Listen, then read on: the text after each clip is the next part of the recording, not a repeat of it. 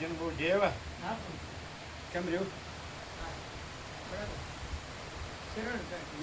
બરાબર વિવેક થયો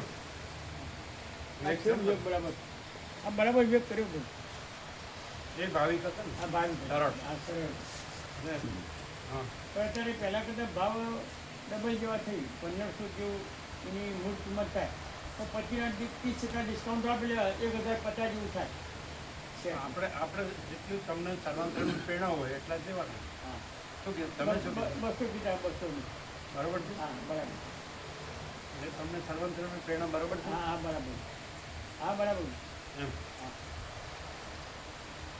બરાબર. પછી બીજું નિયોગ શું થયો? એક 2 મહિના લાગશે હા અને એડવાન્સ આપવા પડે આપીશું એડવાન્સ સુધી હા. કાગળ બાગળ આવા સેવા જેવું તો આપીશું બરાબર ચેકથી આપણે જો ગમે તે નામ ચેકથી આપવાના ચેકથી રોકડા નહીં આપવાના ચેકથી એ તમારા નામે જ આપશો ને? એટલે ગમે કૃષિબાબુ નામ સેવા અમે આપીશું પણ ચેક કૃષિબાબુ ગમે તે ભાઈઓના નામે લઈશું એમ કેમ? ના એ તો એવું કહેતા આપણું જે સેવા એડવાન્સ આપે ને એના જ નામનું ચેક કહી આવે તો તો પછી સુશીલ બહુ નામ ન હોય. હા એવું કહેતા એવું ચેકની કહેતા અંદર તો આપણું તો નામ લખવાનું નહીં હે? ને બિલ ગમે તે બને પ્રભુ જેમ અમારા પુનામાં એવું આ કર્યું શું કે છે? ના પણ એવું નતા કહેતા એ તો આપણે તો એવું કહેતા હા એ તો સેવા જે સેવા જે આપે ને એના નામનું બિલ બને આપણે પુના સપાયા હતા ને આપણે હિન્દીમાં એ આપણે બિલ બીજા નામ બન્યા હતા સેવા મેં આપી છે આ તો એવું કહેતા આ ભાવિક એવું કહેતા એ કેસે સાંભળો. એવું કહેતા હા શું કે એ છે? એવું કહેતા આપણે હા જે સેવા આપે ને હા એના નામ જ બિલ બને બિલ બને બાકી સાપુ કરાય ના એટલે લાવવાનું એ નામ જ થાય ને પછી સેવા એવાના જેના નામમાં આપું મેં એ ચેકથી આપણે અમે એમને રોકડા આપી દઈએ સુશીલ બાબુને જે સેવા થઈ એમ સેવા તો આપી દેવાની પૂરી પણ ચેક એ આપે કેટલી થાય? 200 ની કેટલી થાય? 1000 ની કેટલા છે? 20,000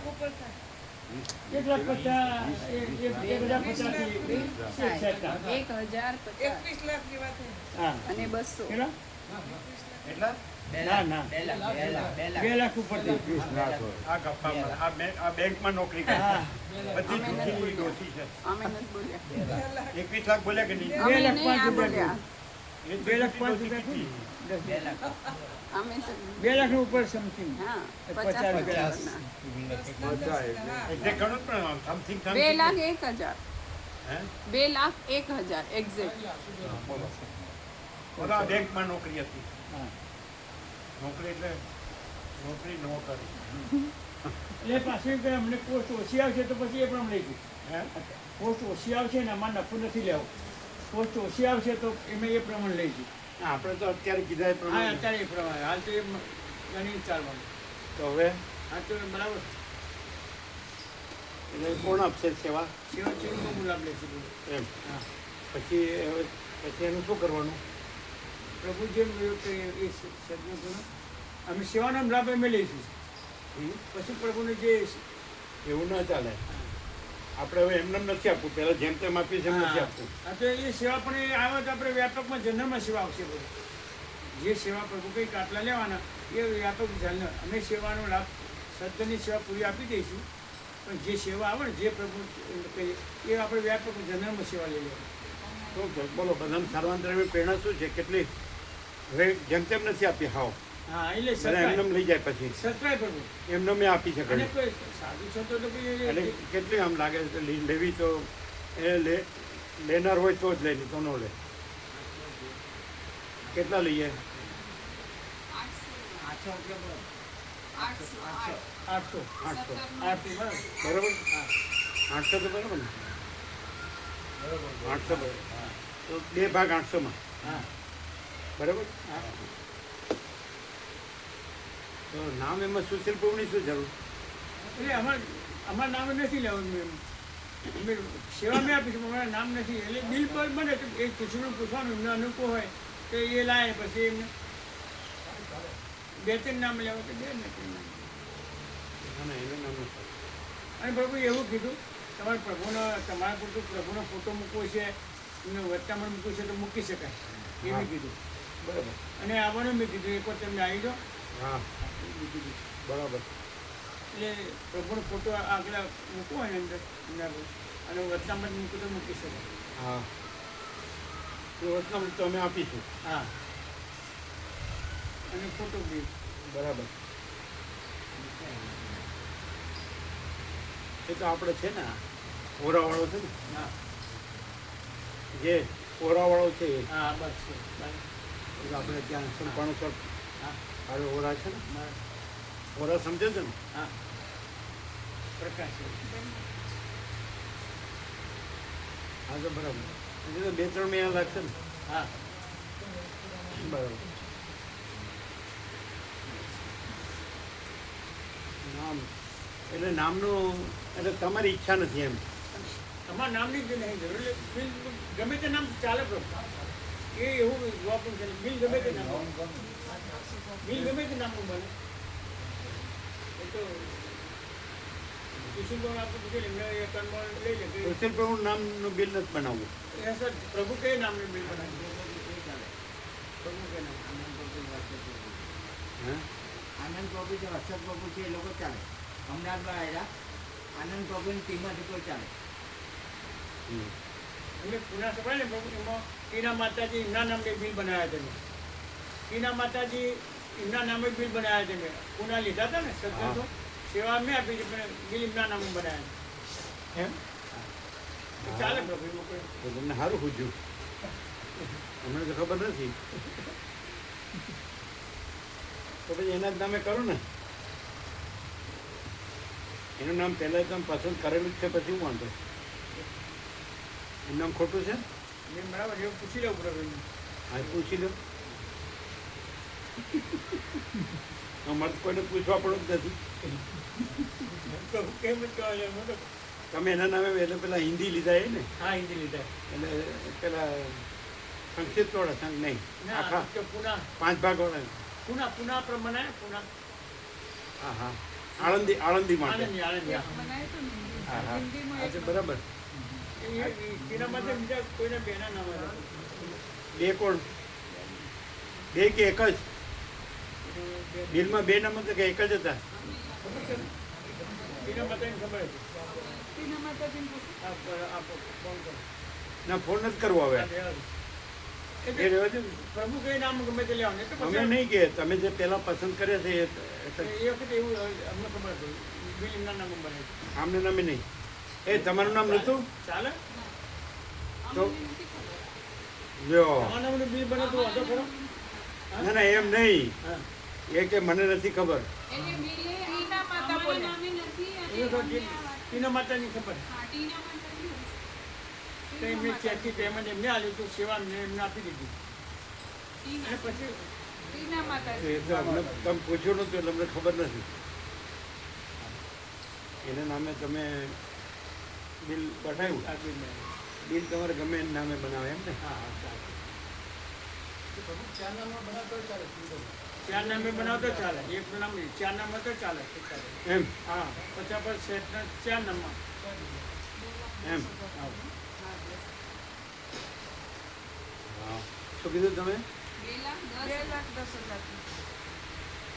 એ તો વાત થઈ ગઈ 1,000 એટલે 1,000 એણે હવે હિસાબ કર્યો પણ હા એને ટ્યુબલાઇટ હવે થઈ ના, અમે 2,01,000 કીધો તો. એટલે 2,10,000. હા 2,10,000 છે બરાબર હા પ્રૂફ રીડિંગ કર્યું બરાબર બરાબર 2,21 2,21 ના, 2,10,000. 2,10,000 2,10,000. 2,21 નહીં પેલા 2,21 બોલ્યા ને પહેલા 1,000. પહેલા 2,01,000 બોલ્યા હતા.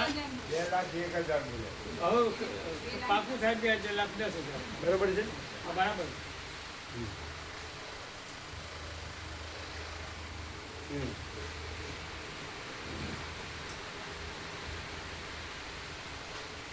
સારું, ચલો, એ તો ત્યારની વાત છે ને. હા આપો.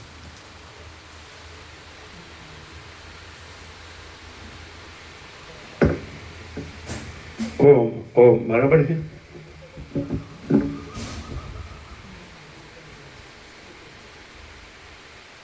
ઓમ બરાબર.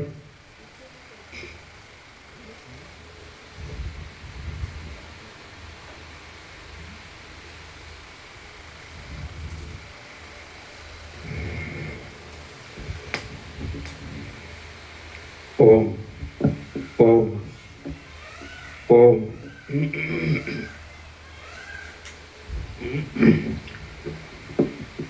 ઓમ બરાબર.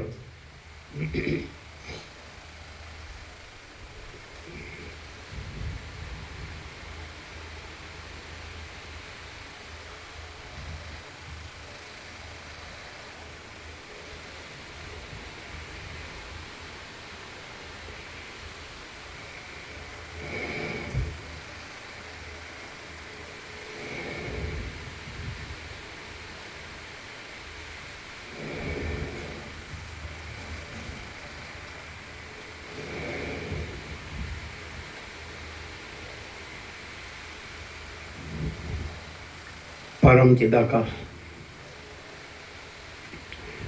परम ज्योति, अखंड ज्योति, महाचिदाकाश, स्वयं प्रकाश, संपूर्ण प्रकाश, पूर्ण ब्रह्म, अनंत तेजघन, अनंत चिदघन,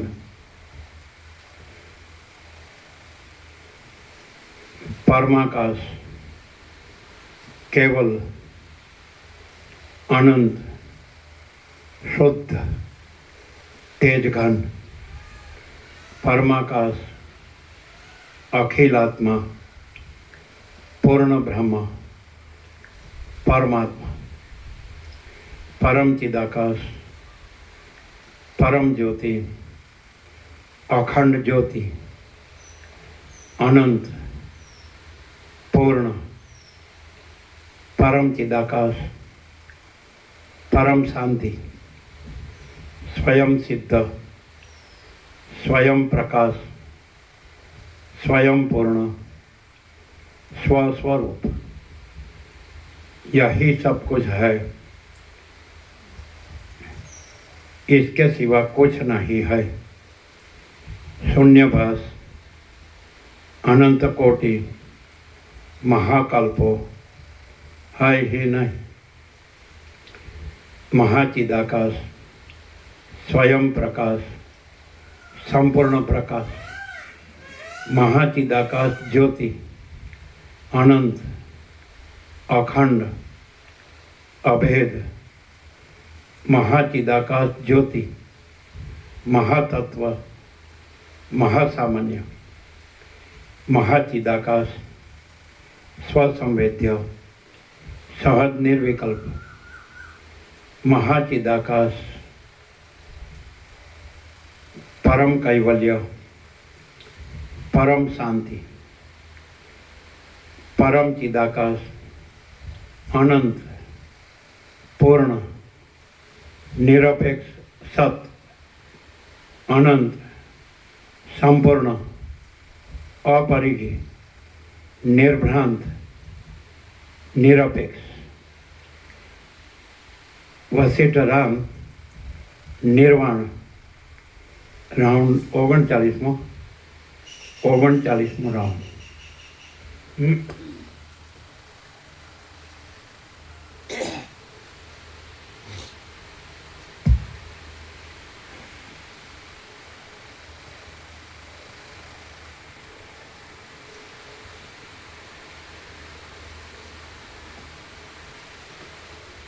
आद्य परब्रह्म सद्गुरु देव की जय।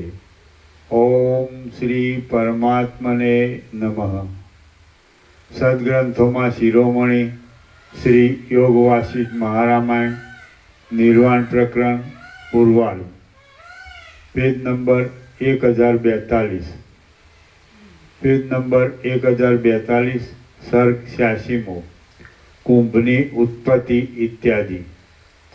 આ 86મા સર્ગમાં એ દેવપુત્રનો કુંભમાં વૃદ્ધિ પામી જન્મ થવો, પછીથી તેનું બ્રહ્મા પાસે જવું અને તેને લીધે સર્વજ્ઞતા આદિની પ્રાપ્તિ થવી એ વગેરેની કથા આવશે. ચુડાલા બોલે, ઉપર જણાવી ગયા પ્રમાણે સબલ બ્રહ્મના કૌંસમાં ઈશ્વરના સ્વભાવને લીધે જ આવડું મોટું આ જગત ઉત્પન્ન થયું છે અને વાસના વડે ધર્મ તથા અધર્મને આધીન થઈ જઈ સ્થિતિને પામેલ છે. હે રાજર્ષિ, જ્ઞાન વડે વાસનાઓનો ક્ષય થઈ જવાથી ધર્મ અધર્મ સાથેનો સંબંધ દૂર થાય છે ને મનુષ્ય ફરીવાર જન્મ લેતો નથી.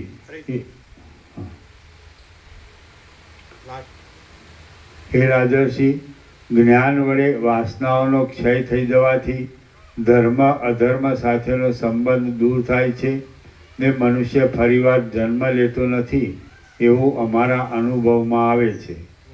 શિખીધ્વજ રાજા બોલ્યો, હે વક્તાઓમાં ઉત્તમ દેવપુત્ર, આપ જે વચનો કહો છો તે અતિ ઉદાર, ઘણા અર્થવાળા, બરાબર અનુભવમાં આવે તેવા, પરમાર્થયુક્ત અને ગૂઢ છે. હે સુંદર દેવપુત્ર, આપના વચનોની સુંદર શૈલી સાંભળી આજ અમૃતપાન કર્યું હોય તેમ હું અંદર શીતળ થઈ ગયો છું. માટે પ્રથમ આપની ઉત્પત્તિ શી રીતે થઈ તે સંક્ષેપથી તરત આપ મને કહો. પછી વળી આપની જ્ઞાન ગર્ભિત વાણીનું પણ શ્રવણ કરીશ. બ્રહ્માના પુત્ર મહાત્મા નારદ મુનિએ પછી પોતાનું એ વીર્ય કયે ઠેકાણે રાખ્યું તે બધું આપ વિસ્તારથી કહો. ચુડાલા બોલી, પછી પોતાના મનરૂપી મદોન્મત હાથીને શુદ્ધ બુદ્ધિરૂપી ચામડાની દોરીથી વિવેકરૂપી મોટા થાંભલા સાથે બાંધનાર એ નારદ મુનિએ પ્રલયકાળના અગ્નિ વડે ગળી જતા ચંદ્રમાના રસ જેવું રસરૂપ આકારવાળું દિવ્ય પારો આદિ રસોનું અનુકરણ કરનારું પોતાનું વીર્ય પાસે રહેલા કાંતિમાન અદ્ભુત સ્ફટિકના કુંભમાં જળમાં પડેલા ચંદ્રના પ્રતિબિંબની પેટે મૂક્યું. બ્રહ્માએ જેમ પોતાના સંકલ્પ માત્રથી અમૃતના પૂરનું જુદું જ રૂપ ધારણ કરી બ્રહ્મલોકમાં અમૃત સાગર પૂરી દીધો, તેમ એ નારદ મુનિએ પણ મોટા અને અતિ રમણીય મેરુ પર્વતની અંદર પથ્થરમાં પણ ન ફૂટે તેવો અતિ દ્રઢ મોટા પેટવાળો, પડખામાં અને ચારે તરફ સ્થૂળ એ ગળાને પોતાના સંકલ્પ માત્રથી સર્જેલા દૂધથી છલોછલ ભરી દીધો. અમૃત સાગરમાં પડેલા ચંદ્રના પ્રતિબિંબની પેઠે ક્ષીરકુંભમાં રહેલો અને સ્ત્રીરૂપ અગ્નિમાં હોમાવાને તૈયાર થયેલી નારદ મુનિની મંદ વીર્યરૂપ આહુતિને પ્રવર્તાવનાર એ ગર્ભ મહિને મહિને વધવા માંડ્યો. જેમ પ્રત્યેક પૂર્ણિમા પૂર્ણચંદ્રને પ્રકટ કરે છે અને વસંત ઋતુ જેમ પુષ્પોને ખીલવે છે તેમ એ કુંભે પણ કાળે કરીને કમળપત્ર જેવા સુંદર નેત્રવાળો એ ગર્ભ ઉત્પન્ન કર્યો.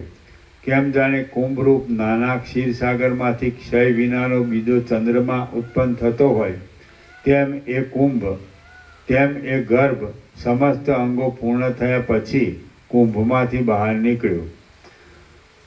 અતિવ સૌંદર્યવાળો એ બાળક શુક્લ પક્ષમાં જેમ ચંદ્રમાં વધે તેમ કેટલેક દિવસે વૃદ્ધિને પ્રાપ્ત થયો, મોટો થયો.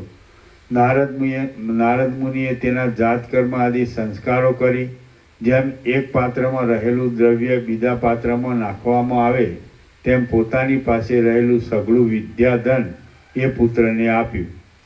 નારદ મુનિએ થોડા દિવસોમાં તેને સઘળા શાસ્ત્રો ભણાવી કેમ જાણે પોતાનું પ્રતિબિંબ જ હોય તેવો બનાવી દીધો. સંધ્યાકાળમાં ઉદય પામેલો પૂર્ણચંદ્ર જેમ સ્ફટિક પર્વતમાં પડેલા પોતાના પ્રતિબિંબ વડે શોભે તેમ મહામુનિ નારદજી પણ પોતાના જેવા યોગ્ય પુત્રથી શોભવા લાગ્યા. પછી એક વખતે પુત્રને સાથે લઈ નારદ મુનિ બ્રહ્મલોકમાં ગયા. પોતાના પિતાજી બ્રહ્માની સાથે તેની બુદ્ધિની પરીક્ષા માટે કેટલુંક તેમણે પૂછાવ્યું.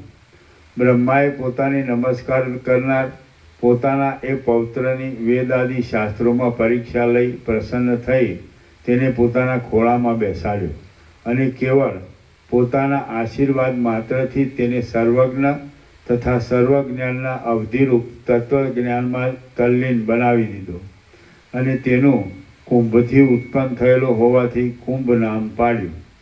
હે મહાત્મા રાજર્ષિ, તે કુંભ હું પોતે જ છું. હું બ્રહ્માનો પૌત્ર થાઉં છું. એની નીચે ટીપ છે. આ પ્રસંગમાં મિથ્યા ભાષણરૂપ દોષ આવે છે એવી શંકા લાવવી ઉચિત નથી. કેમ કે પોતાના પતિને વિશ્વાસ બેસાડી તેને જ્ઞાનવાન બનાવી આ દુઃખમય સંસાર પાસમાંથી તેને છોડાવવા બાબત મુખ્ય તાત્પર્ય હોવાથી તેનું દોષપણું સંભવતું નથી. વળી જ્ઞાનવાનને સર્વભાવ પ્રાપ્ત થઈ જવાથી અહમ મનુર્ભવમ સૂર્યસ્વ ઇત્યાદિ વામદેવના વચનની પેટે ચુડાલાનું તત્વજ્ઞપણું હોવાથી આ સર્વ વચનોપન્યાસ ઘટી શકે છે.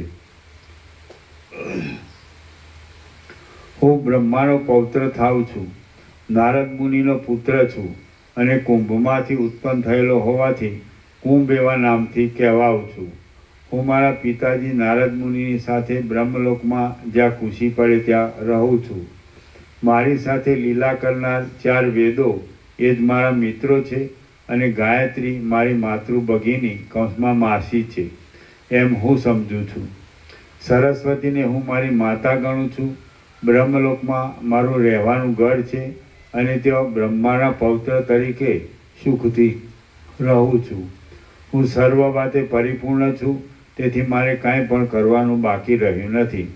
તો પણ માત્ર લીલાથી જ આખા જગતમાં સર્વ ઠેકાણે જ્યાં મરજી પડે ત્યાં હું જઈ શકું છું. હું જ્યારે ભૂલોકમાં ફરું છું ત્યારે મારા પગ પૃથ્વી ઉપર અડકતા નથી. મારા અવયવોની ધૂળ અડકી શકતી નથી તથા મારું શરીર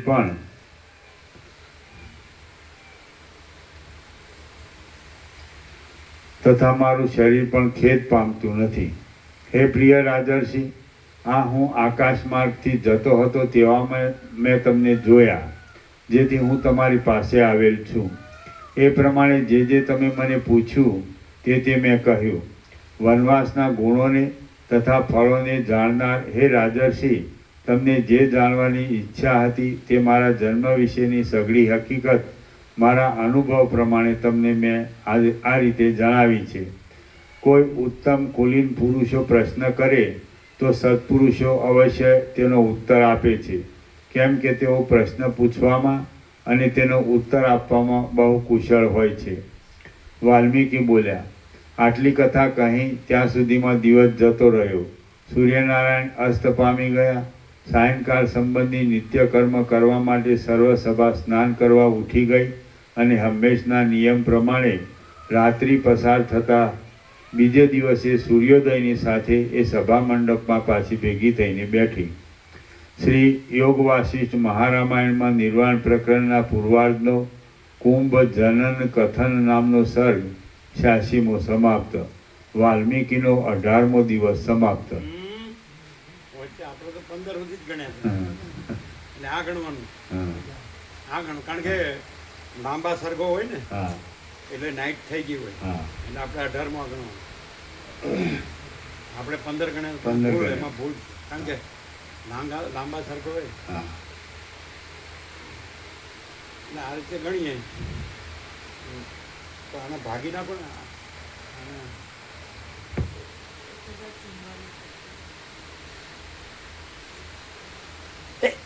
આ જેટલા પાના છે એને 18 ભાગી નાખો એટલે તમને એક રાત્રિ મળશે. કેટલા પાના? કેટલામો પેજ નંબર? 1044. તો એને 18 ભાગી નાખો એટલે 58 પેજની એક રાત્રિ ગણાય. એવું થાય ને તો 1756 છે તો કેટલી રાત્રિ થાય? એક રાત્રિના 58 પેજ, 1756 પેજની કેટલી રાત્રિ?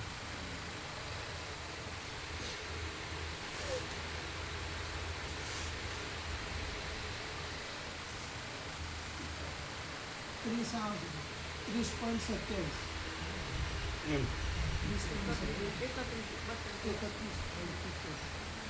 કેટલી? 31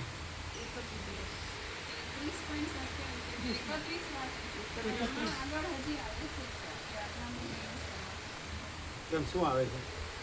આગલાનો દિવસ સમાપ્ત 18 પછી હજી આગળ 1-2 વાર આવે છે. એ ખ્યાલ ન આવ્યો. જેમાં આમાં આવ્યું ને કે 18મો દિવસ સમાપ્ત એમ હજી આગળ આવે છે કે આટલામો દિવસ સમાપ્ત હજી એમ તો છેક થોડેક છેલ્લે જ નથી આપ્યા, બાકી તો આગળ આવશે ત્યારે ગણીશું. અમારા ખ્યાલમાં 33 દિવસ થાય એવું થાય. ચાલો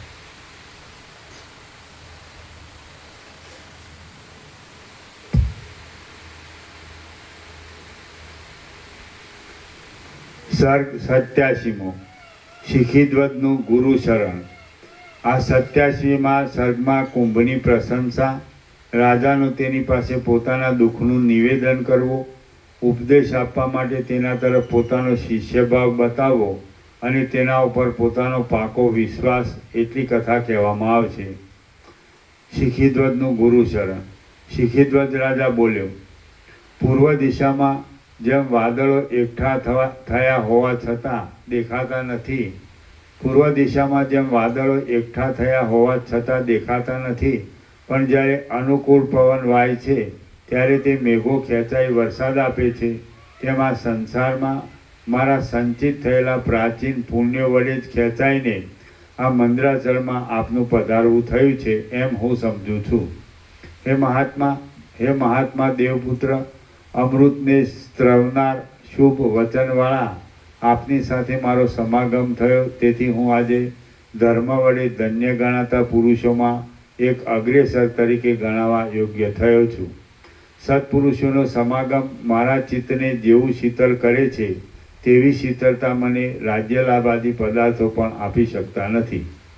કેમ કે સત સમાગમમાં સર્વ અધિકારીને સમાન રીતે રાગ આદિ વાસનાઓનો નાશ થઈ જઈ પ્રમાણમાં નહીં આવતો અનંત બ્રહ્મનો અલૌકિક આનંદ રસ પ્રાપ્ત થાય છે.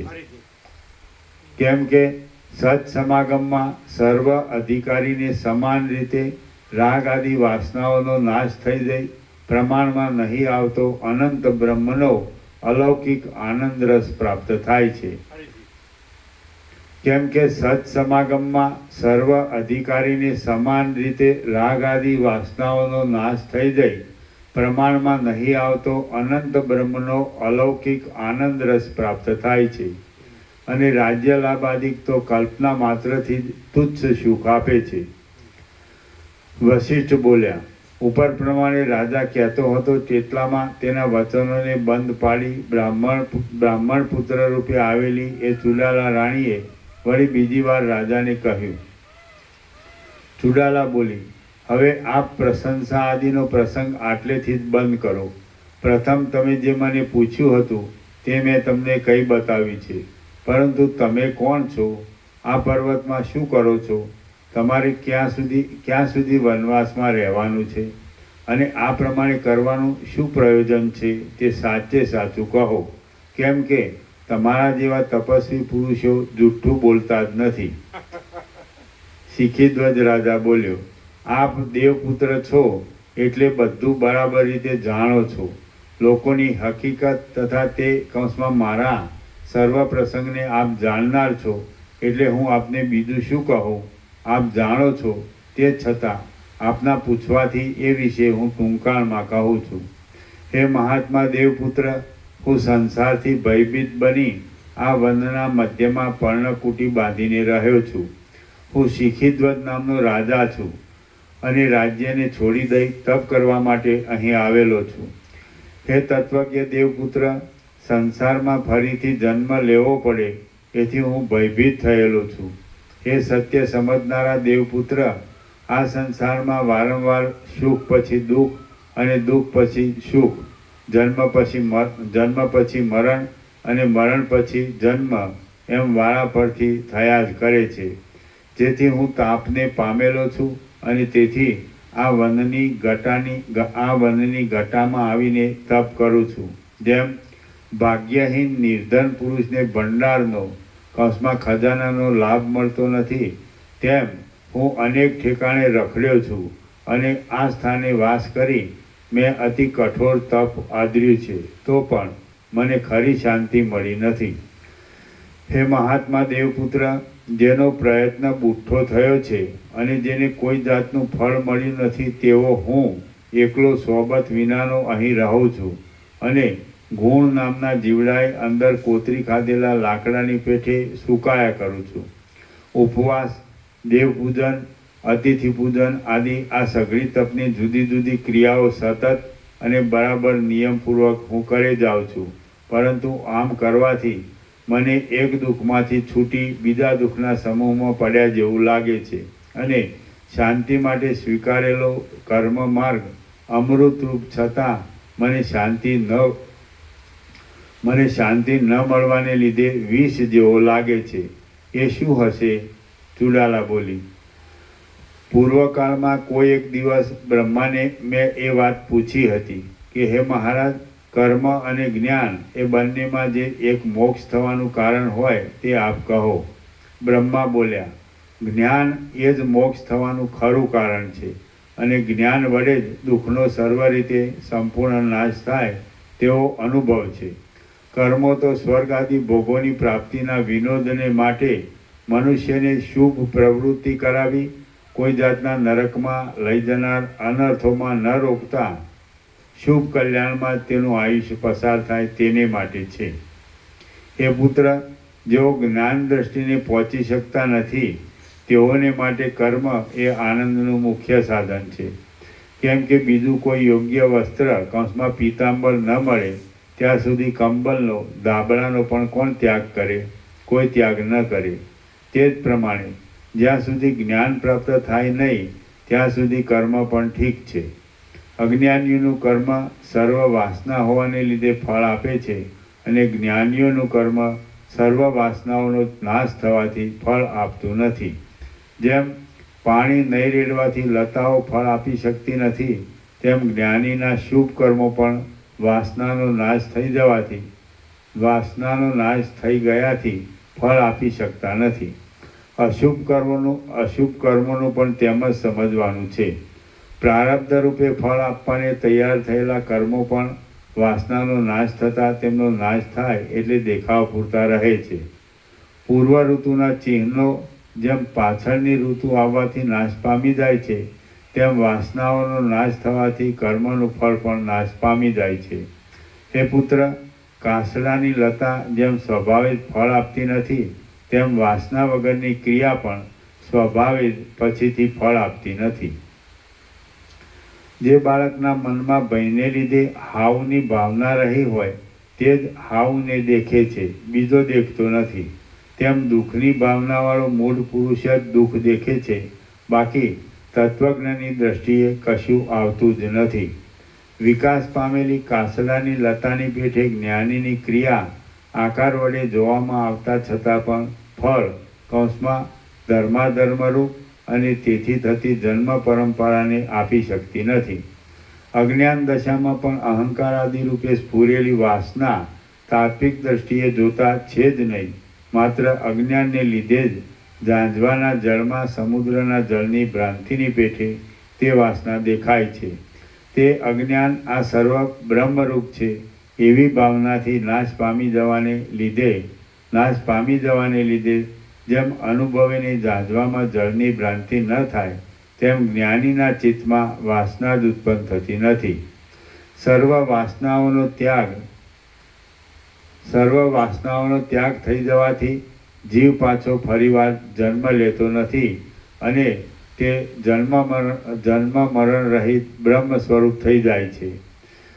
જ્યાં સુધી ચિત્તમાં વાસના રહે ત્યાં સુધી તે મન કહેવાય છે ને મન વાસના વગરનું થઈ જાય તો તે પોતે જ જ્ઞાનરૂપ છે. જ્યાં સુધી ચિત્તમાં વાસના રહે ત્યાં સુધી તે મન કહેવાય છે ને મન વાસના વગરનું થઈ જાય તો તે પોતે જ જ્ઞાનરૂપ છે. જ્ઞાન વડે આત્મ સ્વરૂપ ઓળખવામાં આવે તો જીવને પુનર્જન્મ થતો નથી. હે રાજર્ષિ, જ્ઞાન એ જ પરમ કલ્યાણરૂપ મોક્ષ સાધન છે. એનામાં જ્ઞાન શબ્દ છે કે બ્રહ્મ શબ્દ છે? જ્ઞાન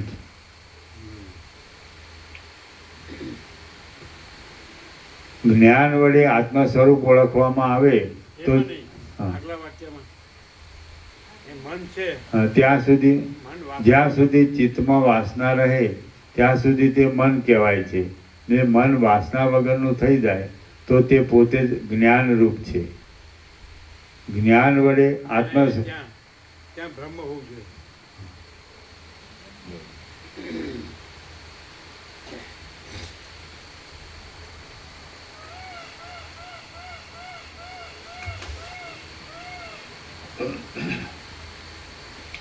જ્યાં સુધી ચિત્તમાં વાસના રહે ત્યાં સુધી તે મન કહેવાય છે ને મન વાસના વગરનું થઈ જાય તો તે પોતે જ બ્રહ્મરૂપ છે. જ્ઞાન વડે આત્મ સ્વરૂપ ઓળખવામાં આવે તો જીવને પુનર્જન્મ થતો નથી. હે રાજર્ષિ, જ્ઞાન એ જ પરમ કલ્યાણરૂપ મોક્ષ સાધન છે. એમ ઉપર જણાવ્યા પ્રમાણે બ્રહ્માદિક મોટા પુરુષો પણ કહે છે. તો પછી તમે કેમ અજ્ઞાનીની પેઠે આ તમને તો પછી તમે કેમ અજ્ઞાનીની પેઠે આ તપને મોક્ષનું સાધન માની બેઠા છો? હે રાજર્ષિ, આ બાજુ કમંડલું પડેલું છે, આ બાજુ દંડ અને કાષ્ઠો છે અને અહીં દર્ભાસન પડ્યું છે. આ કૌંસમાં મમત્વથી બંધન આપનાર અનર્થોના વિલાસમાં તમે શી રીતે આનંદ માનો છો? હે રાજર્ષિ, હું કોણ છું, આ સગળું શી રીતે ઉત્પન્ન થયું અને પાછું કોનામાં લય પામી જાય છે એ વિશે કેમ કાંઈ વિચાર કરતા નથી અને અજ્ઞાનીની પેઠે કેમ વિચાર વિનાના થઈ રહ્યા છો? હે રાજર્ષિ, શી રીતે બંધ થાય અને શી રીતે મોક્ષ થાય એવા પ્રશ્નો પૂછી તેના ઉત્તરની અભિલાષાથી તમે પરમાનંદના સમુદ્રરૂપ પરબ્રહ્મનો અપરોક્ષ અનુભવ કરનારા મહાત્માઓના ચરણોનું સેવન શા માટે કરતા નથી?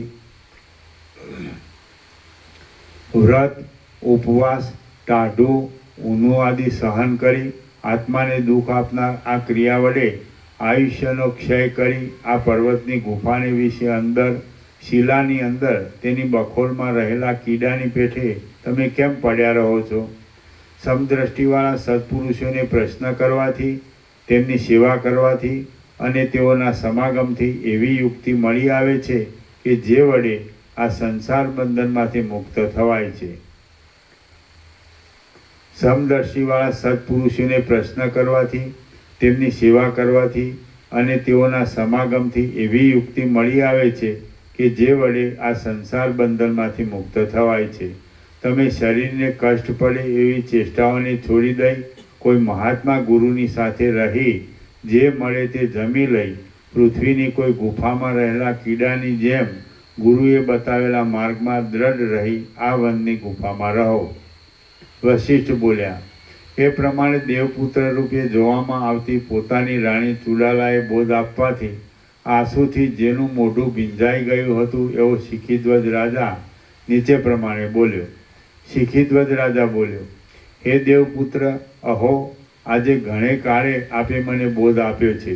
હું માત્ર અજ્ઞાનને લીધે જ સજ્જનોના સંગ તરફ લક્ષ ન આપતા આ વનમાં આવી રહ્યો છું. મારા સર્વ પાપો ક્ષીણ થઈ ગયા છે એમ હું માનું છું, કેમ કે આપ જ અહીં પધારી મને બોધ આપો છો. હે સુંદર મુખવાળા દેવપુત્ર, આપ જ મારા ગુરુ, પિતા અને મિત્ર છો. હું આપનો શિષ્ય થઈ આપના ચરણમાં નમસ્કાર કરું છું. મારા પર આપ કૃપા કરો. જે આપ સારામાં સારું જાણો છો, જે જાણવાથી ફરી આ સંસાર ચક્રમાં આવી શોક કરવો પડતો નથી અને જેથી પરમ સુખમાં શાંતિ મળે છે તે બ્રહ્માને કૌંસમાં બ્રહ્મ જ્ઞાનનો તે બ્રહ્મને બ્રહ્મને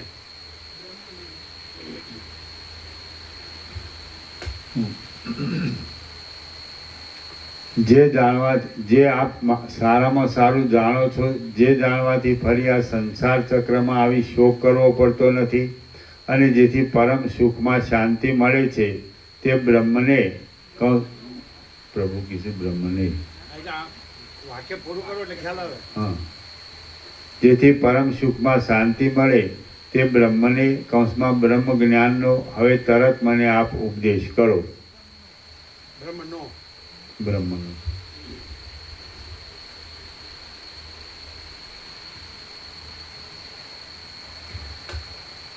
જેથી પરમ સુખમાં શાંતિ મળે તે બ્રહ્મ જ્ઞાનનો હવે તરત મને આપ ઉપદેશ કરો. ઘટ આદિ પદાર્થોના જ્ઞાનના અનેક પ્રકારના જુદા જુદા જ્ઞાન છે, તે બધામાં કયું જ્ઞાન સર્વથી શ્રેષ્ઠ છે કે જેથી આ સંસાર સાગર તરી જવાય? ચુડાલા બોલી, હે રાજર્ષિ, શ્રદ્ધા રહિત પુરુષોને કરેલો ઉપદેશ સુકાયેલા ઠૂંઠા પાસે કરેલા કાગડાના અવાજની જેમ નકામો છે. માટે જો તેમ થાય એવું હશે તો હું કશું કહીશ નહીં.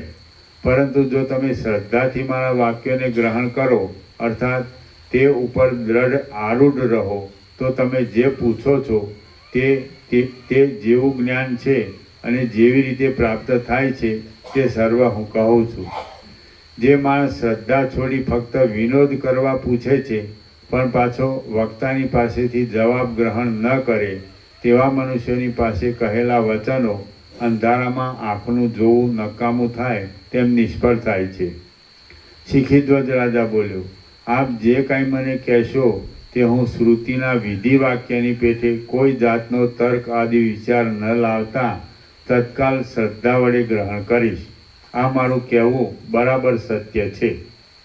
ચુડાલા બોલી, જેમ પિતાનું કહેલું વાક્ય સાચું કે ખોટું એમ કુતર્ક કર્યા વિના જ પરિણામે હિતરૂપ સમજી માત્ર આજ્ઞા તરીકે માનવામાં આવે છે, તેમ આ મારા વચનોને પણ હેતુ વિશેનું પ્રયોજન ન શોધતા હિત બુદ્ધિથી એક આજ્ઞા તરીકે સમજી કાનને સુખ આપનારા ગાયનની પેઠે શ્રવણ કરો. એ ગીતાનું વાક્ય જેમ પિતાનું. ચુડાલા બોલી, જેમ પિતાનું કહેલું વાક્ય સાચું કે ખોટું એમ કુતર્ક કર્યા વિના જ પરિણામે હિતરૂપ સમજી માત્ર આજ્ઞા તરીકે માનવામાં આવે છે, તેમ આ મારા વચનોને પણ હેતુ વિશેનું પ્રયોજન ન શોધતા હિત બુદ્ધિથી એક આજ્ઞા તરીકે સમજી કાનને સુખ આપનારા ગાયનની પેઠે શ્રવણ કરો અને સાંભળ્યા પછી પણ તેમાં તમારું કલ્યાણ જ છે એવી દ્રઢ ભાવના રાખો. જેની બુદ્ધિ મંદ છે તેને લાંબે ગાળે બોધ થાય અને જેની બુદ્ધિ તીવ્ર છે તેને જલ્દી બોધ થાય, તેવી એક તમારા જેવી મંદ બુદ્ધિવાળા પુરુષની કથા હું કહું છું, જેથી સંસાર તરવો સુગમ થાય. શ્રી યોગ વાસિષ્ઠ મહારામાયણમાં નિર્વાણ પ્રકરણના પૂર્વાર્ધનો શિખીધ્વજ અવબોધ નામનો સર્ગ 87મો સમાપ્ત. સર્ગ 88મો, મૂર્ખનું આખ્યાન. આ 88મા સર્ગમાં થોડાક કાળમાં પોતાના તપ વડે ચિંતામણી મળ્યા છતાં મૂર્ખપણાથી તેની ઉપેક્ષા કરી કોઈ એક પુરુષ પછીથી કાચને મણીની ભ્રાંતિથી ગ્રહણ કરશે એ કથા કહેવામાં આવશે. ચુડાલા બોલી, જેમ પરસ્પર ઉલટા ધર્મવાળા જળ અને વડવાગ્નિ એ બંનેનો સમુદ્ર એ એક આશ્રયરૂપ છે, તેમ કોઈ એક શ્રીમાન પુરુષ અન્યોન્ય વિરુદ્ધ ધર્મવાળા ગુણોવાળો છે. એ લક્ષ્મી તથા અસદગુણના આશ્રયરૂપ છે. તે સર્વ કળાઓમાં નિપુણ છે, અસ્ત્રવિદ્યામાં કુશળ છે, વ્યવહારમાં વિચક્ષણ છે અને સર્વ સંકલ્પોના સીમાડારૂપ છે, પરંતુ માત્ર તે એક પરમાત્માના પદને ઓળખતો નથી. જેમ વડવાગ્નિ સમુદ્રના જળને શોષી લે છે, તેમ એ પુરુષે જપ તપ આદિ અનંત યત્નો વડે મળી શકે છે એવા ચિંતામણીને મેળવવા પ્રવૃત્તિ કરી. દ્રઢ નિશ્ચયથી તે કામમાં લાગેલા એ પુરુષના તીવ્ર પ્રયાસવાળા યત્નથી થોડા કાળમાં ચિંતામણી સિદ્ધ થઈ તેની પાસે આવ્યો. કેમ કે જે બરાબર મન રાખી કાર્ય કરે છે તેનું શું સિદ્ધ થતું નથી? બધું જ સિદ્ધ થાય છે. બુદ્ધિનો આશ્રય કરી મનમાં કોઈ જાતનો ખેદ લાવ્યા વિના જો પ્રવૃત્તિ અને ઉદ્યોગ કરવામાં આવે તો અકિંચન પુરુષ કૌંસમાં ભિખારી પણ વિઘ્ન નહીં પડતા શક્તિમાન બની જાય છે. જેમ ઉદયાચલના શિખર ઉપર રહેલો કોઈ મુનિ ચંદ્રનો ઉદય પોતાની અતિ નજીક થયા છતાં ભ્રાંતિ વડે મેરુ પર્વતમાં અતિ દૂર થયેલો સમજે, તેમ એ પુરુષ પણ ચિંતામણી પોતાની પાસે આવેલો છે અને હાથમાં આવી પડ્યો હોવા છતાં ભ્રાંતિ વડે તેને દુર્લભ સમજતો હતો. જેમ અતિ દારિદ્ર કોઈ પામર પ્રાણી અનાયાસે પોતાને રાજ્ય પ્રાપ્ત થાય તો તેને સત્ય ન માને, તેમ એ પુરુષનો પણ સર્વ મહામણીઓમાં ઉત્તમ ચિંતામણી પોતાને મળી ગયા છતાં તેના ઉપર નિશ્ચય બંધાયો નહીં. વિસ્મયવાળા પોતાના મન વડે ઉપેક્ષા કરવાથી પ્રાપ્ત થયેલા ચિંતારૂપી દીર્ઘ દુઃખથી ભ્રાંતિ પામી દઈ તેણે વિચાર કર્યો કે આ શું ચિંતામણી હશે? આ ચિંતામણી તો જણાતો નથી. જો ચિંતામણી હોય તો મને પ્રત્યક્ષ દેખાય નહીં, ત્યારે શું હું તેનો પરીક્ષા માટે સ્પર્શ કરું કે ન કરું? વખતે જો કદાચિત ચિંતામણી હોય તો મારા ભાગ્યહીનપણાને લીધે સ્પર્શ કરવાથી જતો રહે. માત્ર આટલા થોડા કાળમાં ચિંતામણી સિદ્ધ થાય નહીં, કારણ કે તે મરતા સુધી યત્ન થાય ત્યારે જ મળે છે, એવો શાસ્ત્રોનો ક્રમ છે. હું પોતે કૃપણ હોવાથી ભ્રાંતિથી સંકોચાઈ ગયેલા નેત્ર વડે પોતાના મનથી કલ્પેલી ઉંબાડિયાની લતાના જેવા આ ચિંતામણીના પ્રકાશને જેમ ભ્રાંતિથી બે ચંદ્રમાં કોઈકના જોવામાં આવે તેમ ભ્રાંતિથી જ દેખું છું. મને હમણાં થોડાક કાળમાં સર્વ સિદ્ધિઓને આપનાર ચિંતામણી મળી જાય છે, એવી મારી ભારે પુણ્ય સંપત્તિ ક્યાંથી હોય? કોઈક જ મહાત્મા પુરુષો એવા મહાભાગ્યશાળી હોય છે કે જેઓને થોડાક કાળમાં સંપત્તિઓ અનુકૂળ થાય છે. હું એક તુચ્છ મનુષ્ય છું. મારું તપ પણ હજી થોડુંક થયું છે. તેટલામાં હું કે જે ભાગ્યહીન છું તેને સિદ્ધિઓ શી રીતે મળે? એ પ્રમાણે વિવિધ સંકલ્પ વિકલ્પોથી એ અજ્ઞાની પુરુષે ઘણા લાંબા કાળ સુધી વિચાર કર્યો, પરંતુ પોતાની મૂર્ખતાને લીધે ભ્રાંતિ વડે ભૂલ ખાઈ જઈ એ ચિંતામણી લેવા માટે કશો યત્ન કર્યો નહીં. જે કાળે જે પદાર્થ જેને મળવાનું વિધાતા તરફથી નિર્માણ થયું નથી તે પદાર્થ તે કાળે તેને મળતો જ નથી. જેમ કે એ મૂર્ખ પુરુષે પોતાને ચિંતામણી મળ્યા છતાં માત્ર રમતમાં જ તે ગુમાવી દીધો. એ પુરુષ જ્યારે ચિંતામણીને ગ્રહણ કર્યા વિના એમનો એમ ઊભો રહ્યો ત્યારે પછી ચિંતામણી પણ ઉડીને જતો રહ્યો. કેમ કે જેમ ધનુષ્યની દોરીથી છોડેલું બાણ દોરી છોડી દે છે, તેમ પોતાનો અનાદર કરનાર પુરુષને સિદ્ધિઓ પણ છોડી દે છે. જ્યારે સિદ્ધિઓ પ્રાપ્ત થાય છે ત્યારે તે પુરુષમાં વિચક્ષણપણું પણ ઉત્પન્ન કરે છે, પરંતુ જો પુરુષ એ સિદ્ધિઓનો અનાદર કરે તો તેઓ જતી રહે છે. માત્ર એટલું જ નહીં, પણ તેમાં જે કાંઈ પ્રથમ વિચક્ષણપણું રહ્યું હોય તે પણ લેતી જાય છે. એ પુરુષ પાછો વળી ચિંતામણીના સાધન માટે ક્રિયા વડે યત્ન કરવા માંડ્યો. કેમ કે દ્રઢ નિશ્ચયવાળા પુરુષો પોતાના કાર્યમાં કદી પણ હતાશ થતા નથી. પછી કોઈ સિદ્ધ પુરુષોએ તેની હાંસી કરવાની ઈચ્છાથી છેતરવાને માટે તૂટ્યા વિનાનો એક કાચનો ગોળ કકડો તેની આગળ નાખ્યો, જે તેના જોવામાં આવ્યો. જેમ અજ્ઞાની માણસ ભ્રાંતિ વડે માટીને પણ સોનું સમજે છે, તેમ એ મૂળ પુરુષ તે કાચના કટકાને આ ચિંતામણી છે એમ ભ્રમથી સમજી લઈ તેને લેવાને તૈયાર થયો. ચિત્તમાં રહેલી ભ્રાંતિ કોઈ વખત સંખ્યામાં ભૂલાવો ખવડાવી સોના સાઠ કરી દે છે. ભ્રાંતિ વડે સત કેમ હતા તમે?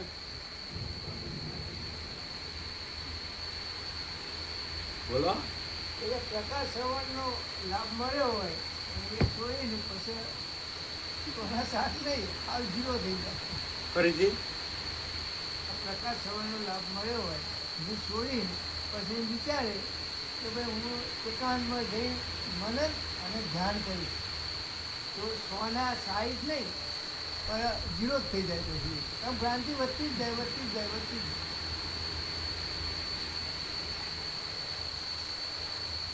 જાય.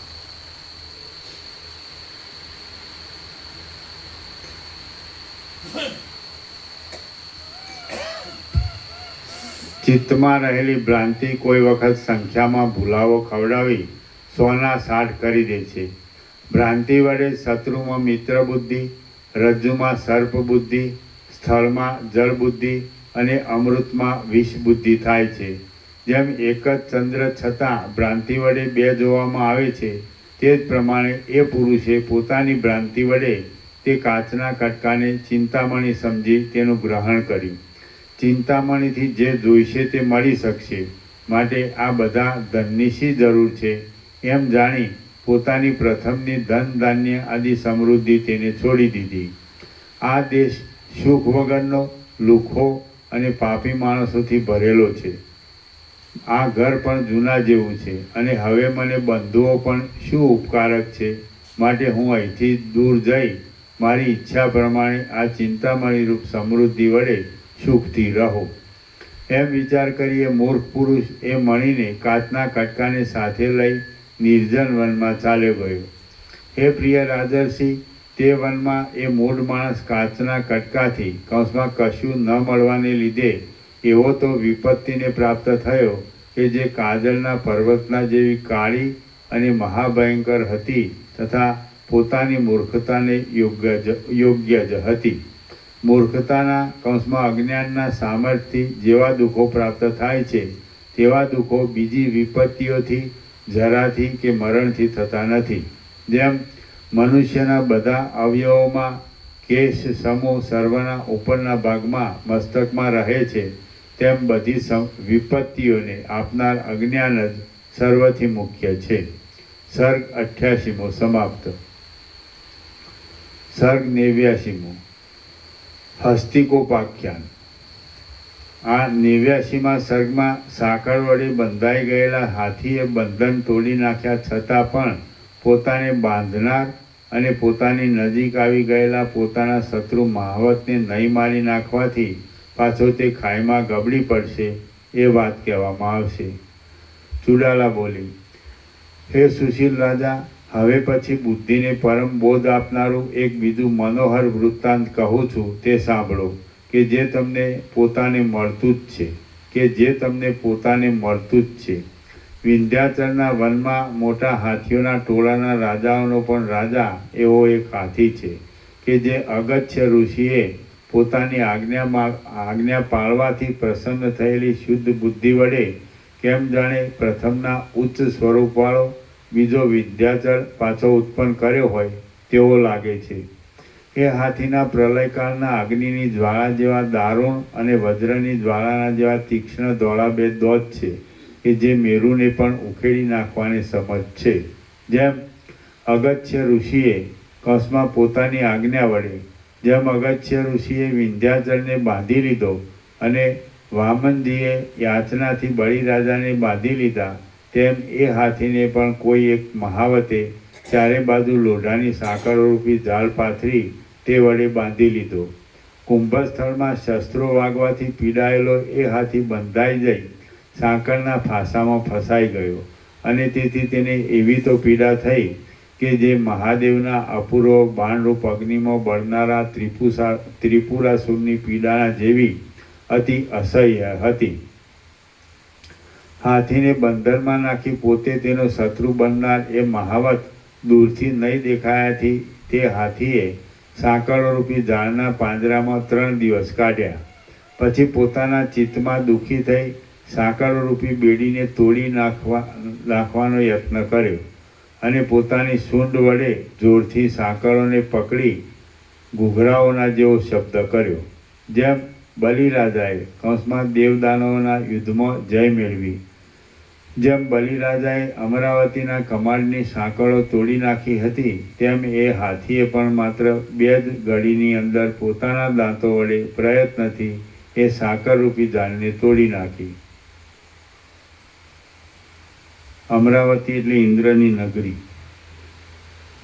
તોડી નાખી. જેમ ભગવાને પોતે મેરુ પર્વતમાં પોતાના લોકમાં દૂર રહ્યા છતાં પણ બલિરાજાએ જે ઇન્દ્રની અમરાવતી નગરીને તોડી નાખી હતી, કંસમાં યુદ્ધમાં જીતી લીધી હતી, તે ઐશ્વર્ય બળથી જોયું હતું, તેમ એ મહાવત દૂર હતો તો પણ હાથીએ જે સાકરરૂપી બેડી તોડી નાખી તે તેના જોવામાં આવ્યું. જેમ બલિરાજાના યજ્ઞમાં વામનજી 3 પગલો પૃથ્વી માગી લઈ 2 પગલાથી ભૂલોકને તથા સ્વર્ગલોકને દબાવી લઈ મેરુ પર્વતમાંથી 3જું પગલું બલિરાજાના મસ્તક ઉપર રાખ્યું હતું, તેમ એ મહાવત પણ તાડના ઝાડ ઉપર ચડી જઈ ત્યાંથી હાથીને માથે પડ્યો. પરંતુ પડતા પડતા પોતાના કમળના જેવા કોમળ ચરણ વડે હાથીના મસ્તક ઉપર નહીં પડી શકાયાથી પાકી ગયેલા અને પવનના ઝપાટાથી પૃથ્વી ઉપર પડી ગયેલા ફળની પેઠે વ્યાકુળ થઈ પૃથ્વી ઉપર પડ્યો. તે મોટા હાથીને પોતાની પાસે પડેલા મહાવતને જોઈ દયા આવી, કેમ કે સત્પુરુષો કંસમાં દૈવયોગથી પશુ પક્ષી આદિ અધમ યોનિઓમાં હોય તો પણ તેઓ દયા આદિ અનેક ઉત્તમ ગુણોથી ચળકતા જ રહે છે. કેમ કે સત્પુરુષો પશુ પક્ષી આદિ અધમ યોનિઓમાં હોય તો પણ તેઓ દયા આદિ અનેક ઉત્તમ ગુણોથી ચળકતા જ રહે છે. આ મહાવત મારી પાસે પડી ગયો છે તો તેને મારી નાખવામાં શી બહાદુરી છે, એમ વિચાર કરી તે હાથીએ મહાવત પોતાનો શત્રુ હોવા છતાં તેને મારી નાખ્યો નહીં, પરંતુ જેમ જળનો જબરો પ્રવાહ બાંધેલી પાળને તોડી નાખી બહાર નીકળી જાય છે, તેમ એ હાથી પણ માત્ર બેડીના જેવી સાંકળને ઝાડને તોડી નાખી બહાર જતો રહ્યો. એ હાથીએ કંસમાં મહાવતને મારવાના સંબંધમાં એ હાથીએ દયા થાય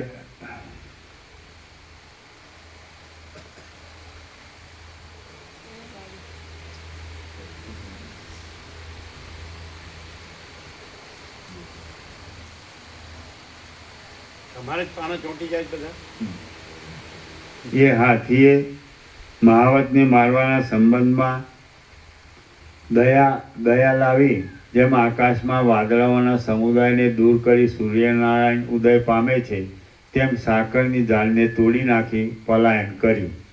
હાથીના જતા રહ્યા પછી શરીર અને બુદ્ધિ એ બંનેને સ્વસ્થ કરી મહાવત ઊભો થયો અને તેની પીડા પણ હાથીની સાથે ઘણે છેટે જતી રહી. એ મહાવત તાડના ઝાડની ઊંચી ટોચ ઉપરથી ઉપર જણાવ્યા પ્રમાણે પડી ગયો તો પણ તેનું માથું કે હાથ પગ આદિ કશું ભાગી ગયું નહીં, કેમ કે દુષ્ટ પુરુષોના શરીરો કેમેય ન ભાગે તેવા મજબૂત હોય છે, એમ હું માનું છું. જેમ વર્ષા ઋતુમાં વાદળા વૃદ્ધિ પામે છે, તેમ દુષ્ટ પુરુષોનું બળ પણ અધમ કાર્યમાં વૃદ્ધિ પામે છે. તેથી કંસમાં એક વખત પોતે મહાસંકટમાં આવી પડ્યા છતાં પણ ફરી વળી પાછો એ મહાવત ફરવામાં વધારે ઉત્સાહ રાખવા લાગ્યો. જેમ દ્રવ્યની વૃદ્ધિ ઈચ્છનાર કોઈ નિર્ધન પુરુષ પોતાની પાસે એક વખત ખજાનો આવ્યા પછી પાછો જતો રહે તેથી દુઃખી થાય, તેમ એ મહાવતને પણ પોતાના ઉપાયો નિષ્ફળ જવાથી તથા હાથી એક વખત બંધાઈ ગયા છતાં પાછો નીકળી જવાથી ઘણું દુઃખ થયું. જેમ વાદળામાં ઢંકાઈ રહેલા ચંદ્રમાને રાહુ પીડવા માટે શોધે, તેમ એ મહાવતે પણ જાડીમાં છુપાઈ રહેલા એ હાથીને શોધવા માંડ્યો. ઘણેક કાળે કોઈ એક જંગલમાં રહેલો એ મોટો હાથી મહાવતના જોવામાં આવ્યો કે જે રણ સંગ્રામમાં જય મેળવી આવેલા શૂર પુરુષની પેઠે ઝાડની છાયા નીચે થાક લેતો હતો. પછી એ મહાવતે જેમ વિધાતાએ આ પૃથ્વીને સર્વ દિશાઓમાં સમુદ્રરૂપ કુંડાળાથી વીંટી લીધેલી છે, તેમ જે પ્રદેશમાં એ હાથી જોવામાં આવ્યો તે પ્રદેશની નજીક ચોતરફ એ હાથીને પકડવા અનેક મનુષ્યની સહાયવાળી પોતાના રાજાએ આપેલી પ્રબળ સાધન સંપત્તિ વડે એક ખાઈ ખોદાવી કુંડાળું કરી લીધું કે જેથી એ હાથી બંધનમાં આવી જાય. હાથીને છેતરવા ઈચ્છનારા એ મહાવતે જેમ શરદ ઋતુ પોલાણને ઢાંકી દેવામાં વસ્ત્રનું કામ સારનારા ધોળા વાદળા વડે આકાશને ઢાંકી દે છે, તેમ એ ખાઈને ઉપરના ભાગમાં કોમળ લતાઓના સમૂહ વડે ઢાંકી દીધી. થોડાક દિવસમાં એ હાથી વનમાં ક્રીડા કરતાં કરતાં સુકાયેલા સમુદ્રમાં જેમ પર્વત પડે તેમ એ ખાઈમાં જઈ પડ્યો. જંગલમાં ફરનાર એ હાથી ઉપર જણાવ્યા પ્રમાણે મહાવતની છળ ભરેલી યુક્તિથી કુંડાળા જેવા ગોળ આકારવાળા પાતાળ તળના જેવા ભયાનક હાથીરૂપી રત્નને તાબે કરવામાં પાંજરાનું કામ સારનાર ને કૂવાના જેવા ઊંડા એ ખાઈરૂપી સૂકા સમુદ્રના નીચેના ભાગમાં પડી જઈ ફરીવાર પાછો બહુ મજબૂતીથી બંધનમાં આવી ગયો કે જે હજી સુધી એ ખાઈમાં પાતાળમાં રહેલા બળીરાજાની પેઠે દુઃખ વડે પોતાના દાડા કાઢે છે.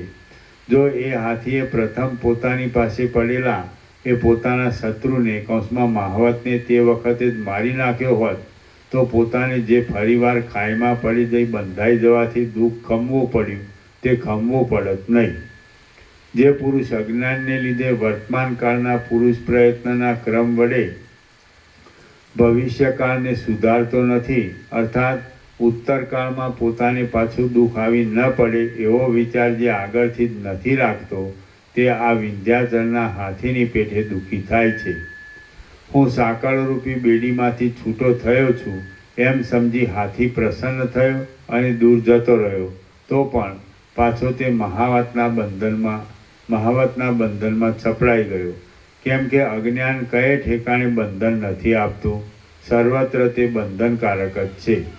હે મહાત્મા શિખીધ્વજ, આત્મા પોતે સદા બંધ વગરનો અને મુક્ત જ છે, છતાં હું બંધાયેલો છું એવું જે મનમાં આવવું એ એક અજ્ઞાન છે અને એ જ બંધનકારક છે. માટે એ પાસમાંથી જ છૂટવા સારું આ ત્રણેય લોક આત્મામાંથી જ ઉત્પન્ન થયેલા છે તથા તે સગળું આત્મામય જ છે એમ સમજો. બાકી અજ્ઞાની પુરુષને તો આત્મા જ પોતે જ આત્મા જ બધા દુઃખરૂપી બીજો ઉગવાનું ક્ષેત્ર થાય છે. શ્રી યોગવાસિષ્ઠ મહારામાયણમાં નિર્વાણ પ્રકરણના પૂર્વાર્ધનો હસ્તિકોપાખ્યાન નામનો સર્ગ 89મો સમાપ્ત. સર્ગ 90મો મૂર્ખના આખ્યાનનું તાત્પર્ય. આ 90મા સર્ગમાં કુંભના રૂપે આવેલી ચુડાલા રાજા પાસે ચિંતામણીના અને કાચના ઉત્તમ આખ્યાનનું તાત્પર્ય વિસ્તારથી કંઈ બતાવશે. શિખીધ્વજ રાજા બોલ્યો, હે દેવપુત્ર, ચિંતામણી સાધનારની અને વિંધ્યાચળના હાથીના બંધન આદિની કથાના સમૂહથી આપે મને જે સૂચના આપી તે ફરીને પાછી મને સ્પષ્ટ રીતે આપ સમજાવો. ચુડાલા બોલી, તમારા હૃદયરૂપી ઘરને વિશે ચિત્તરૂપી ભીંતમાં સામાન્ય રૂપે દોરાયેલા આ વિચિત્ર કથારૂપી ચિત્રને હું પાછું વિશેષ રૂપે તમારી પાસે આબેહૂબ ખડું કરી બતાવું છું. તમે તે વાક્યના અર્થમાં બરાબર ધ્યાન રાખીને સાંભળો.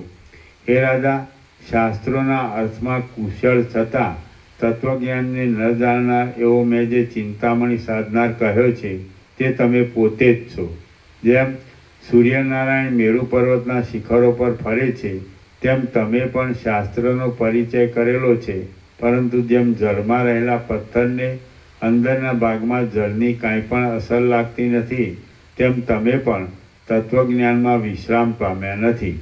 હે સુશીલ શિખીધ્વજ રાજા, મેં જે ચિંતામણી કહ્યો છે તે સર્વત્યાગ સર્વને છોડી દેવું તે છે એમ તમે સમજો. તે વડે સર્વ દુઃખોની નિવૃત્તિ થાય છે અને શુદ્ધ બુદ્ધિથી તમે તેને સાધવાનો પ્રયત્ન કર્યો. હે નિષ્પાપ રાજા, શુદ્ધ સર્વ ત્યાગ વડે બધું સિદ્ધ કરી શકાય છે. સર્વનો ત્યાગ કરવો એ જ ખરું આત્યંતિક પૂર્ણ કામપણું છે. બાકી તેથી વધારે ચિંતામણીથી શું થઈ શકે તેવું છે? કશું નહીં. હે સુશીલ શિખીધ્વજ રાજા, બ્રહ્મલોક સુધીના તમામ જગતમાં પ્રખ્યાત થયેલા ઐશ્વર્યને તુચ્છ કરનારો અને જ્ઞાનરૂપી નિરતિશય આત્માનંદને આપનારો એ સર્વત્યાગ તમે તેના સાધનમાં મંડ્યા રહ્યા એટલે તમને સિદ્ધ થયું. જેથી બ્રહ્મા જેમ પોતાની રાત્રિ થતાં જગત રચવાનું કામ છોડી દે છે, તેમ તમે સ્ત્રી, ધન અને બાંધવો સહિત રાજ્યનો ત્યાગ કર્યો.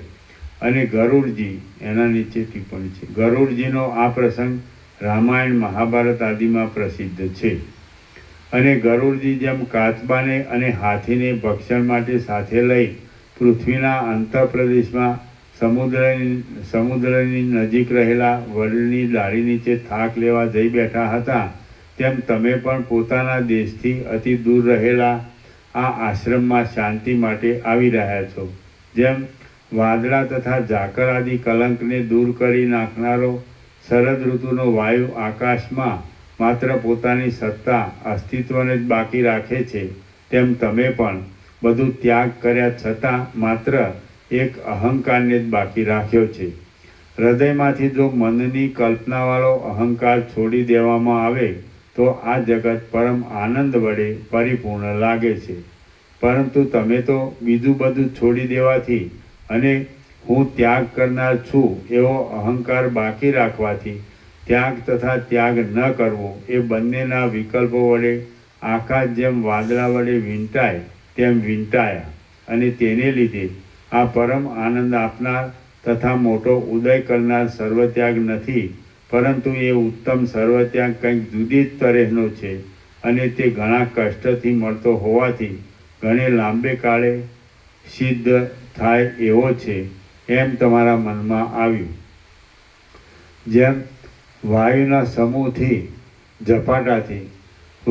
સમૂહથી વનના વૃક્ષોનું હલનચલન વધવા માંડે છે, તેમ તમારા ચિત્તમાં ઉપર પ્રમાણે ચિંતા વડે ધીરે ધીરે સંકલ્પોનો વધારો થવાથી ઉપર જણાવેલો તમારો સર્વ રાજ્ય આદિનો ત્યાગ ઉડીને ક્યાંય જતો રહ્યો. પવનથી ડોલતા વૃક્ષને નિશ્ચળપણું ક્યાંથી હોય? ન જ હોય. તેમ જે પુરુષે કાંઈક પણ ચિંતાનો સ્વીકાર કર્યો તેનું ત્યાગીપણું ક્યાંથી હોય? ન જ હોય.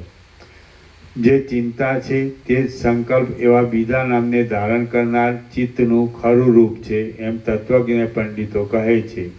એ ચિંતા જ્યાં સુધી કાયમ રહે ત્યાં સુધી ચિત્તનો ત્યાગ શી રીતે થયો ગણાય? ન જ ગણાય. હે સુશીલ રાજા, ચિત્ત જો ચિંતા વડે ઘેરાયેલું હોત તો સંકલ્પ દ્વારા આ ત્રણેય લોકોનો સમુદાય દ્રશ્ય રૂપે નજરમાં આવવાથી નિર્દોષ સર્વત્યાગ શી રીતે સાધી શકાય? ન જ સાધી શકાય.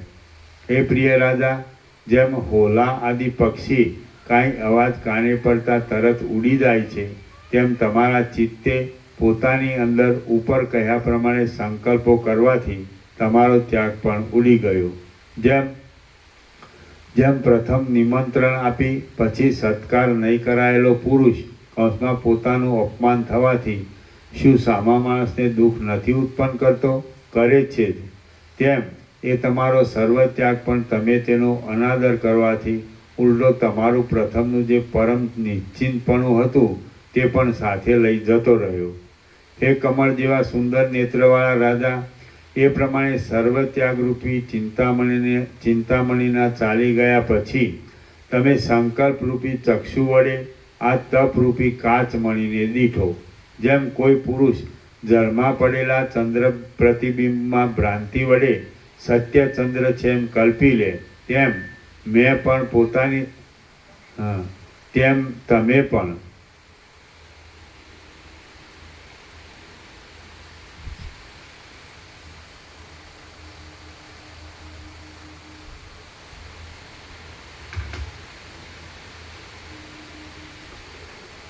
જેમ કોઈ પુરુષ જળમાં પડેલા ચંદ્ર પ્રતિબિંબમાં ભ્રાંતિ વડે સત્ય ચંદ્ર છે એમ કલ્પી લે, તેમ તમે પણ પોતાની દ્રષ્ટિમાં આવેલા ભ્રાંતિ દોષ વડે સ્ફુરેલા આ દુઃખકારક તપમાં આપણે આ ગ્રહણ કરવા યોગ્ય છે એવો દ્રઢ નિશ્ચય કરી લીધો.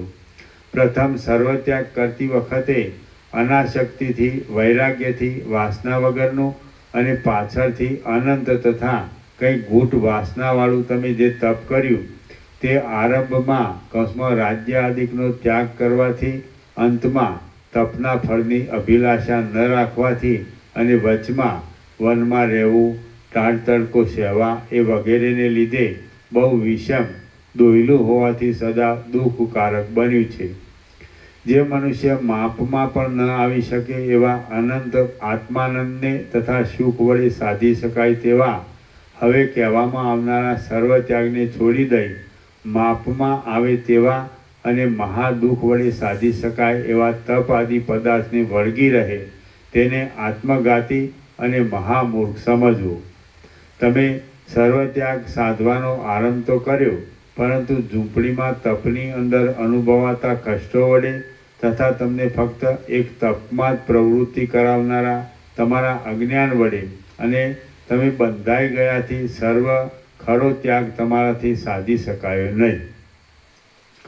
હે સુશીલ શિખીધ્વજ રાજા, વિસ્તારવાળા અનેક દુઃખોથી ભરેલા રાજ્યરૂપી બંધનમાંથી છૂટી દઈ તમે પાછા વનવાસ નામના સખત બંધન વડે બંધાઈ ગયા છો. હમણાં અહીં તમારે ટાઢ, તડકો, પવન એ વગેરેની પહેલાંના કરતાં બમણી ચિંતા સહેવી પડે છે. અગાઉ કોઈ વખત વનવાસનો અનુભવ નહીં કરનારા સુકુમાર પુરુષોને એ દુઃખ બંધનથી પણ વધારે છે એમ હું સમજું છું. હે સુશીલ શિખીધ્વજ રાજા, મને આ ચિંતામણી મળ્યો છે એમ તમે સારી રીતે સમજ્યા છો, પરંતુ તમને સ્ફટિકનો કટકો પણ મળ્યો નથી. હે કમળ જેવા સુંદર નેત્રવાળા પ્રિય રાજા, આ ઉપર પ્રમાણે ચિંતામણીના પ્રયત્ન જેવું તમારું વૃત્તાંત મેં તમને સારી રીતે સ્પષ્ટ કરી બતાવ્યું. તેમાંથી જે સમજવાનું છે તે પોતાની મેળે તમે બરાબર સમજી લઈ જે તમને નિર્દોષ જણાય તેને જ પોતાના ચિત્તરૂપી ખજાનામાં દ્રઢ રીતે ધારણ કરો. શ્રી યોગ વાસિષ્ઠ મહારામાયણમાં નિર્વાણ પ્રકરણના પૂર્વાર્ધનો ચિંતામણી સાધક વૃત્તાંત વિવરણ નામનો સર્ગ 90મો સમાપ્ત. સર્ગ 91મો હસ્તિકોપાખ્યાનનું તાત્પર્ય. આ 91મા સર્ગમાં પરિણામે જ્ઞાન ઉત્પન્ન કરે એવો ત્યાગ સિદ્ધ કરવા માટે વિંધ્યાચલના હાથીના દ્રષ્ટાંતના સિદ્ધાંત રૂપે શિખીધ્વજ રાજાનું ચરિત્ર જ કુંભ મુનિ કહી બતાવશે. ચુડાલા બોલી, રાજાઓમાં સિંહના જેવા પરાક્રમી હે શિખીધ્વજ, તત્વનું સારી રીતે જ્ઞાન થાય એટલા માટે હવે વિંધ્યાચલના હાથીના વિસ્મયકારક વૃત્તાંતનું સ્પષ્ટ વિવેચન તમે સાંભળો. પ્રથમ જે વિંધ્યાચલના વનમાં રહેલો હાથી કહેવામાં આવ્યો છે તે આ ભૂતળમાં રહેલા તમે પોતે જ છો, અને જે તેના ધોળા 2 દાંત કહ્યા છે તે અહીં વૈરાગ્ય અને વિવેક સમજવાના છે. જે હાથીને બંધનમાં નાખવાને તૈયાર થયેલો મહાવત કહેવામાં આવે છે તે તમને બંધનમાં નાખનારું અને દુઃખ દેનારું અજ્ઞાન જ આ પ્રસંગમાં સમજવું. હે રાજા, તમે બહુ શક્તિમાન છો અને અજ્ઞાન તેવું શક્તિવાળું નથી, છતાં તાકાત વિનાના મહાવતે પીડેલા મહાશક્તિમાન હાથીની પેઠે એ તમને એક દુઃખમાંથી બીજા દુઃખમાં અને એક ભયમાંથી બીજા ભયમાં લઈ જાય છે. વજ્રના જેવી દ્રઢ લોઢાની સાંકળ વડે એ હાથીને મહાવતે બાંધી લીધો એમ જે જણાવ્યું છે તેનું તાત્પર્ય, અજ્ઞાને તમને પણ આશાઓરૂપી પાસની ઝાડ વડે કૌંસમાં રાજ્યના રક્ષણ સમયમાં પગથી માથા સુધી પૂરેપૂરા બાંધી લીધા હતા એવું છે. આશા લોઢાની સાંકળના કરતાં પણ દુર્ભેદ, વિશાળ અને દ્રઢ છે. કેમ કે લોઢું તો કાળે કરી ઘસાઈ જવાથી ક્ષીણ થાય છે, પરંતુ આશા તો જેમ વખત જતો જાય તેમ વધતી જાય છે. હાથીને એકાંતમાં છેટે રહી તેનો વેરી મહાવત જોતો હતો એમ જે સૂચવ્યું છે તે અજ્ઞાન તમને એકલાને બંધનમાં નાખી દૂરથી જોયા કરે છે એમ કહ્યું છે એવું સમજો. હાથીએ જે પોતાના શત્રુનું રચેલું સાંકળોથી ઝાડરૂપી બંધન તોડી નાખ્યું એમ જણાવ્યું છે તેનો અભિપ્રાય કોઈ પણ જાતના કષ્ટ વિના તમે ભોગવી શકો તેવું રાજ્ય અજ્ઞાનકૃત બંધનનો ત્યાગ કર્યો એવો નીકળે છે. હે સુશીલ રાજા, જોકે લોઢાની શસ્ત્રના જેવી તીક્ષ્ણ સાંકળોનું બંધન તોડી નાખવું એ સહેલું છે, પરંતુ મનને ભોગોની આશાથી મોકળું કરવું એ વાત સહેલી નથી. હાથીએ સાકર તોડી નાખ્યાથી મહાવત ભયથી નીચે ભોય ઉપર પડ્યો એમ જે કહેલું છે તેનો આશય તમે રાજ્યનો ત્યાગ કર્યાથી અજ્ઞાન પણ પડી ગયા જેવું શિથિલ થઈ ગયું એવો છે. જ્યારે પુરુષ વૈરાગ્યવાન થઈ ભોગો ભોગવવાની આશાને ત્યજી દેવાને ઈચ્છે છે ત્યારે કાપવાને મુકરર કરેલા વૃક્ષમાં રહેલા પિશાચની જેમ અજ્ઞાન થરથર કંપવા લાગે છે. અને જ્યારે વિવેકવાન પુરુષ ભોગોને ત્યજી દઈ વાસના વગરનો થઈ રહે છે ત્યારે જેમ કપાયેલા વૃક્ષમાંથી પિશાચ જતો રહે તેમ એ અજ્ઞાન પણ તે પુરુષને છોડી દઈ દૂર નાસી જાય છે. કરવત વડે વૃક્ષને કાપી નાખવાથી તેમાં રહેલો માળો જેમ નીચે આવી પડે છે તેમ ભોગોના સમૂહનો ત્યાગ કર્યાથી અજ્ઞાનની સ્થિતિ પણ પડી ગયા જેવી શિથિલ થઈ જાય છે. તેથી જ્યારે તમે રાજ્ય આદિકનો ત્યાગ કરી વન તરફ પ્રયાણ કર્યું ત્યારે એ અજ્ઞાન પડી ગયા જેવું મહાશિથિલ થઈ ગયું. પરંતુ તેની તેવી દશામાં તમે તેને ચિત્ત ત્યાગરૂપી મહાખડગ વડે મારી નાખ્યું નહીં. તેથી તેણે પાછું ફરીવાર ઊભા થઈ પોતાના થયેલા પરાભવને સંભાળી રાખી અતિ ઊંડી એવી આ તપના પ્રપંચરૂપી ખાઈમાં તમને નાખી દીધા. રાજ્ય ત્યાગ કરતી વખતે તમારી પાસે આવી પડેલા કૌંસમાં શિથિલ થઈ ગયા જેવા એ અજ્ઞાનને જો તમે તે વખતે જ મારી નાખ્યું, નિર્મળ કરી નાખ્યું હોત, નિર્મૂળ કરી નાખ્યું હોત તો તેનો નાશ થવાથી તે ફરીવાર પાછું તમને આ તપરૂપી ખાઈમાં પાડી હેરાન કરત નહીં.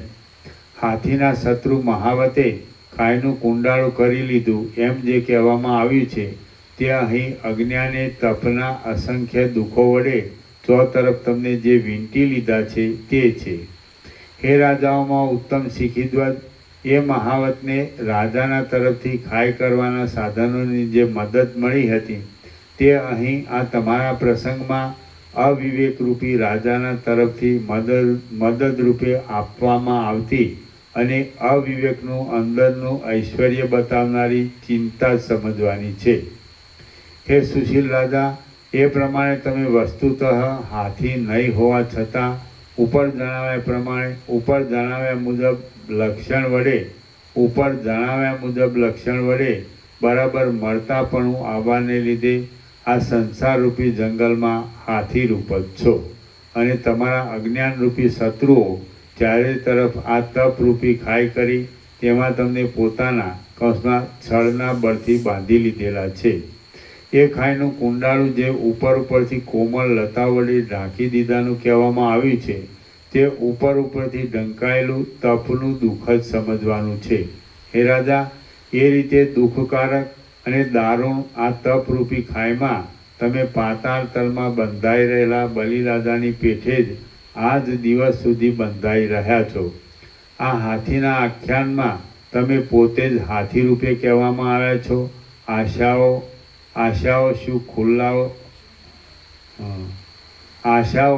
શૃંખલાઓ રૂપે કહેવાય છે.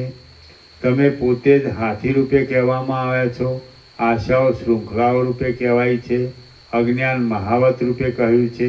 પાછું આ ઉગ્ર તપમાં બંધાઈ જવું એ ખાઈ રૂપે કહી બતાવ્યું છે. અને આ પૃથ્વી તળ વિંધ્યાચલ રૂપે કહેલ છે. એ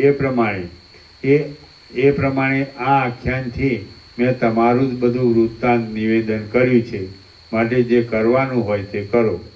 શ્રી યોગ વાસિષ્ઠ મહારામાયણમાં નિર્વાણ પ્રકરણના પૂર્વાર્ધનો હસ્તિકોપાખ્યાન તાત્પર્ય વિવરણ નામનો સર્ગ 91મો સમાપ્ત. ઓમ ઓમ ઓમ. પ્રસાદ આપી દો.